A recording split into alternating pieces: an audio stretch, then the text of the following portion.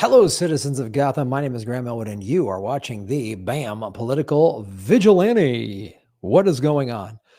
Well, we love on this show showing how the corporate media says crazy stuff.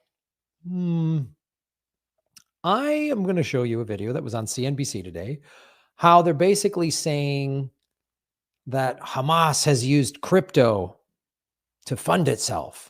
And I firmly believe they're going to use the Israel-Palestine war, or basically Israel is now just mercilessly bombing Gaza, which is like genocide. They're going to use this to freeze banking and freeze crypto the best that they can to install a central banking digital currency, a CBDC. I'm worried of that. I've talked a little bit about it on the show, that they're looking for a reason or create some false flag or use some actual event to say, oh, we're freezing your money and you now all have to use a central banking digital currency, because a central banking digital currency, they can track who you are. You can track Bitcoin and stuff like that if it passes through any sort of wallet that's trackable. But I'm going to show you how this isn't true. Again, this isn't true. So this was on CNBC like a couple of days ago.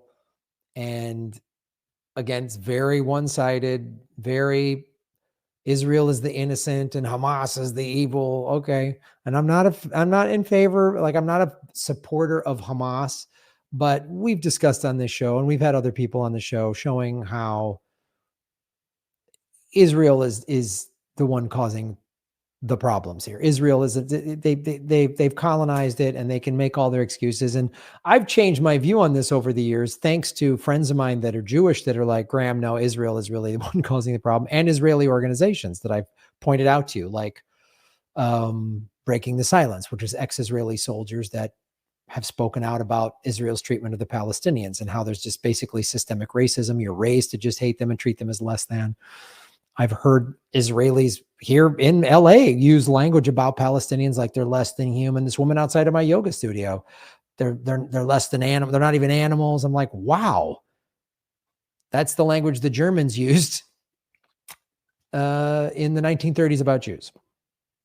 So this is very slanted, but the thing I want to focus on is how they're saying, oh, crypto's bad. And they're going to use this as an excuse to try to seize all our regular money in banks and to make us all use a central banking digital currency. So here's this video from CNBC. Real time, something that we never could do. Crypto accounts that were used to solicit donations for Hamas, with Binance assisting in the process. Joining us right now is our Ari Redborn, who is the head of legal and government affairs at TRM Labs. That's an organization that helps other organizations track crypto-related financial crime. Previously, he worked as an assistant U.S. attorney in Washington, prosecuting terrorism, threat, finance, and crypto cases. And Ari, this is something that we have been watching for a very long time, but this is a real-life example. What do you know right now? What can you tell us about how much has been sent in financing to these terrorist organizations through crypto? First, thank you so much for having me. I think it's important as we discuss sort of cryptocurrency and terror financing that it is a very small part of a much larger sort of terror financing puzzle that involves networks of hawalas and money exchangers and really state sponsors. But look, crypto does play a role, and Hamas was an early adopter. Really, we saw in 2019, Hamas start to solicit donations in Bitcoin. In 2020, the U.S. Department of Justice actually seized a number of websites and about 150 cryptocurrency accounts associated with Hamas that Hamas was using to raise funds. So on the one hand, we're seeing a lot of activity, fundraising activity in crypto, but we're also seeing really sophisticated efforts by U.S. law enforcement together with Israeli authorities to actually seize cryptocurrency wallet addresses and ultimately the funds back. So a lot of success in this area as well. Yeah, that's what I would say. This is supposed to be something where the ledger tracks every single person. You would think in some ways it would eventually be easier to track down the criminals and the terrorists using that very ledger. What prohibits you from doing it? Yeah, it's really well said. I was a federal prosecutor for a long time, as you mentioned, and I investigated cases involving networks of shell companies and hawalas and high value art, right? There was no ability to trace and track those things on an open public ledger. And I think that's really what has allowed successful investigations and ultimately prosecutions in the cryptocurrency space. And I think we'll continue to see that here. I think the paradox is crypto allows terrorist financiers and others to move larger amounts of funds faster cross border than ever before. But at the same time, law enforcement using tools like TRM can now trace and track funds in real time, something that we never could do in financial crime investigations before. In 2021, there was violence in Israel and Gaza. We saw fundraising increase. We're likely to see that again here, but we're also likely to see a lot of successes because of the ability to track and trace funds on the blockchain. Just this week, Israeli authorities announced the seizure of cryptocurrency addresses associated with Hamas. Those are much longer and more complicated investigations if they're not on the blockchain. So I'd say I think there's a lot of ability of law enforcement and authorities to track and trace the flow of funds. Where, quite frankly, we lose visibility is the places we've always lost visibility, and that is off the blockchain. And I think we'll continue to have challenges there, to be sure. But I think we're going to continue to see Hamas and other organizations attempt to raise funds in crypto because they will attempt to raise funds in absolutely any way they can. But we're also going to see successes. And I can tell you that Israeli authorities, the U.S. government, our partners that we work with around the world are laser focused on this issue right now. What would you say you've seen in the last several days just in terms of fundraising, and what can you do about it? Do you go after the terrorist organizations receiving those funds? Do you go after the people who are providing the funds? Again, just note real quick, no mention of Israel bombing innocent civilians. No mention of that. No mention of the 200 Palestinians that were killed this summer. A couple of weeks before the Hamas attack, there was a 2-year-old Palestinian boy that was killed. No mention of any of this, right? So just listen to the dialogue again. This is the narrative of Israel's just innocently keeping 2.3 million people in an open air prison. There's no way Israelis would allow Jews or Israelis to be kept in the conditions that Palestinians are kept in Gaza. There's no way they would allow that to happen. So just that Israel's done nothing wrong. And then the cherry on top of, crypto's bad. Crypto's for terrorism. Crypto bad, crypto bad. While this is happening, Bitcoin just went over 28,000. There's a rumor that the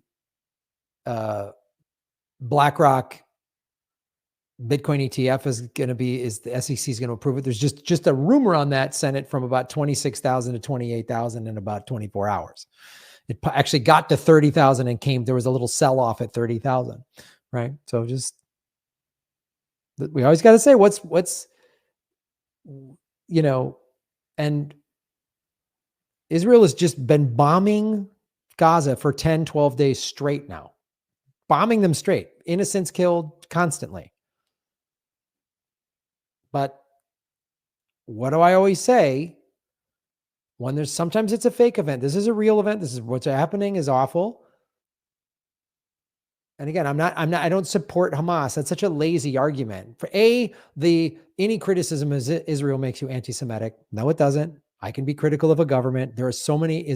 I've actually changed. I used to be pretty favorable towards Israel, but then I started, my friends of mine that are Jewish, and then learning about Israelis and Israeli organizations that are critical of the Israeli government. That's actually what opened my mind on that. So, and then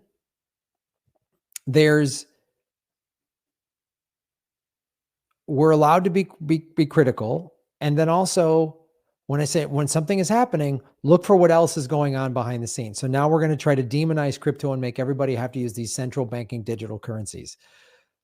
This is why I've become a Bitcoin maximalist, because the CBDCs, they want to track, right? But he said Hamas is using. I'm going to show you something in a second, but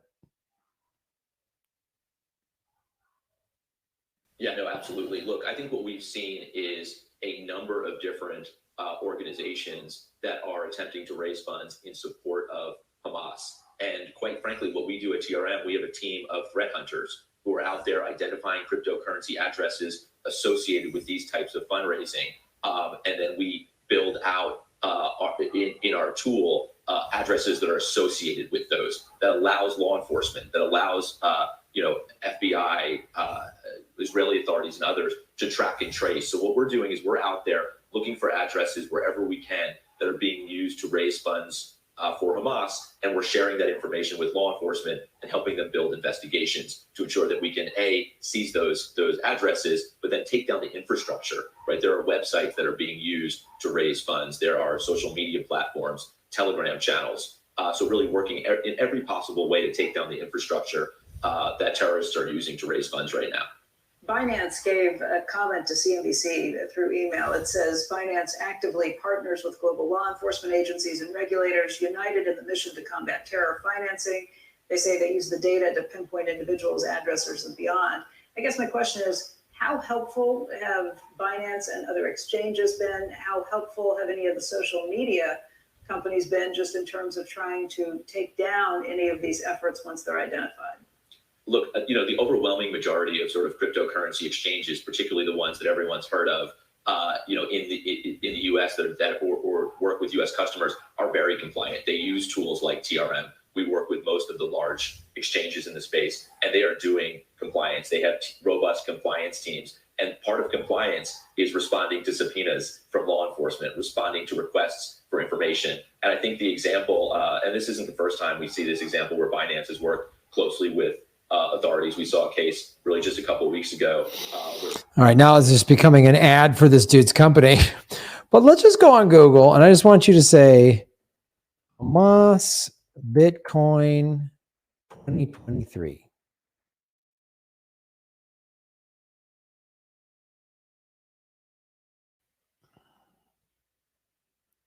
This is 3 days ago they started this story, right? Is Hamas using crypto to attack Israel, right? CoinDesk even put this out there, right?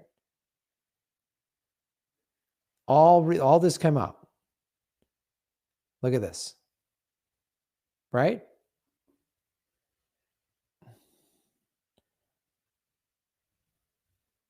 Hamas stops accepting Bitcoin 2023. Listen to this. There it is. Following a further series of Israeli freezing orders in April 2023, Hamas announced its supporters that it was no longer accepting crypto donations, acknowledging that the use of crypto left it vulnerable to having funds identified and seized.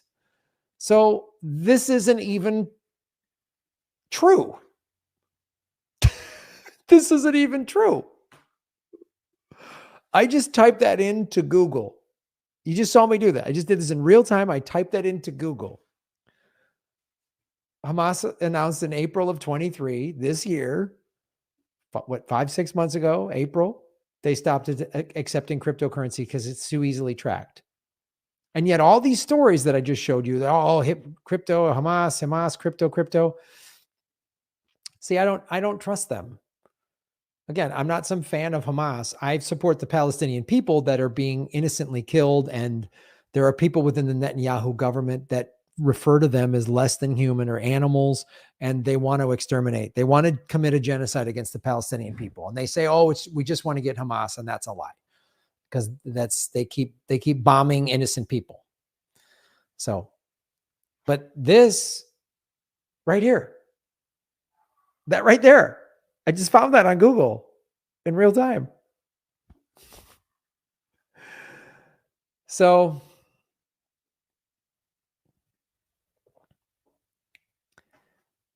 like I've said, man, be careful. This is why I have the majority of my crypto is Bitcoin, and I have it on a cold wallet, because I don't leave it on the exchanges. Get a cold wallet, get a Trezor wallet.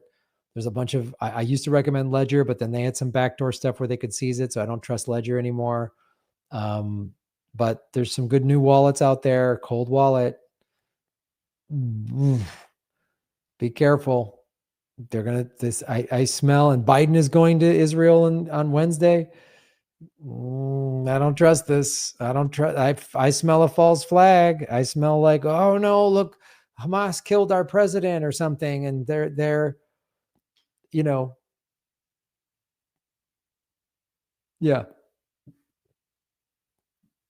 So we got it. And they use crypto to do it. So now we got to seize all of our banking, and we got to, we're seizing all of your money, America.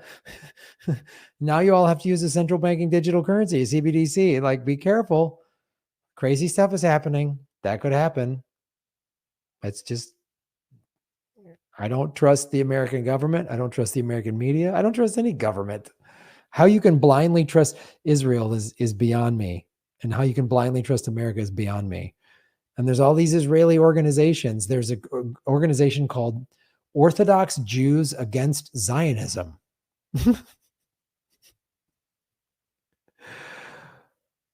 So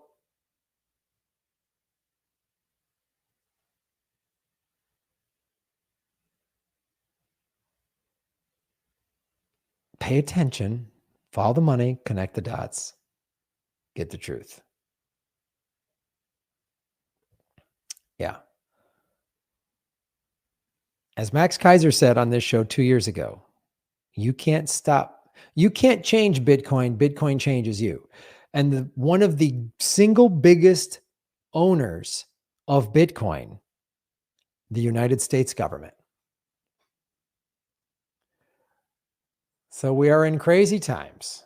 We are in crazy, crazy times. Follow the money, connect the dots, get the truth. That's how we make Gotham great again. Shave your knuckles for justice. Boom.